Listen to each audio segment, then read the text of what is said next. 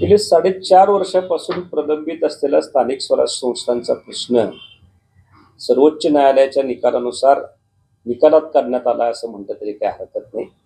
आणि स्थानिक स्वराज्य संस्थांचं बिगुल निवडणूक आयोगानं वाजवलेलं आहे। या पार्श्वभूमीवर आम आदमी पार्टी संपूर्ण महाराष्ट्रामध्ये स्थानिक स्वराज्य संस्थांच्या निवडणुकीला सामोरं जाणार आहे। आणि खास करून कोल्हापूर हे परिवर्तनाचं केंद्र आहे।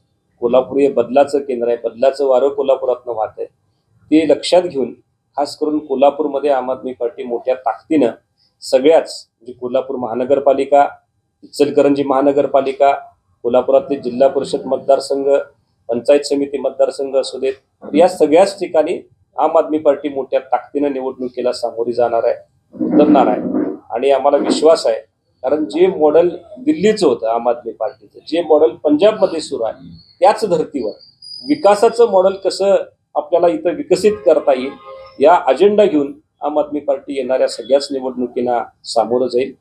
खास करून नव्या नेतृत्वाला संधी देणं हे आमचं टार्गेट असणार, कारण घराणेशाहीचा जो काही फटका कोल्हापूर जिल्ह्याला सातत्यानं बसतोय आपण सगळी बघत आलेला आहात। आणि कारभाऱ्यांचं वलय हे कुठंतरी महानगरपालिकेच्या माध्यमातून, जिल्हा परिषदच्या माध्यमातून हे संपवल्याशिवाय कोल्हापूरचा खरा विकास होणार नाही, हे डोळ्यासमोर ठेवून आम्ही नव्या नेतृत्वाला संधी देतोय। त्याचबरोबर लोकांच्याकडे जाऊन आम्ही आमचं मॉडेल सांगून क्राऊड फंडिंगचं सुद्धा आम्ही लोकांची चर्चा करणार आहे। मला खात्री आहे, जसं की दिल्लीमध्ये क्राऊड फंडिंगच्या ताकदीवरच निवडणुका जिंकल्या होत्या, कोल्हापूरमध्ये सुद्धा तसंच होईल।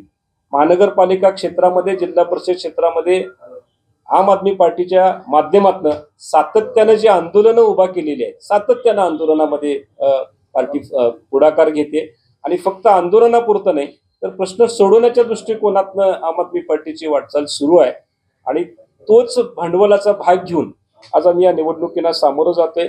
इचलकरंजी महानगरपालिकेसाठी तर नव्यानं संधी आहे। तिथं महानगरपालिकाच नवीन असल्यामुळं एक चांगल्या डायरेक्शनला महानगरपालिकाची स्थिती आपल्याला नेता येईल। म्हणजे जर बेस पक्का केला तर मग पुढचा काळ अतिशय चांगला होऊ शकतो। तर ह्या सगळ्या भूमिका घेऊन जिल्हा परिषद, पंचायत समिती आणि दोन्ही महानगरपालिका ताकदीनं लढण्याचा आम आदमी पार्टीचा मानस आहे। आणि मला विश्वास आहे की लोक सुद्धा या बदलाला स्वीकारतील, कारण लोकांना हे नको आहे। काही लोक पक्ष सोडून जात आहेत, या पक्षातनं त्या पक्षात, पण याच्यातनं विचाराचा बदल तुम्हाला दिसत नाही। इथं पैसे खायचे बंद झाले, मिळत नाहीत म्हणून दुसऱ्या पक्षात यायचं, याच्यापेक्षा मोठं काय धोरण यांच्याकडे दिसत नाही। या सगळ्याला मतदार वैतागलेला आहे। आणि आम्हाला खात्री आहे येणाऱ्या निवडणुकांमध्ये आम आदमी पार्टीला मतदार चांगल्या पद्धतीने निवडून येईल।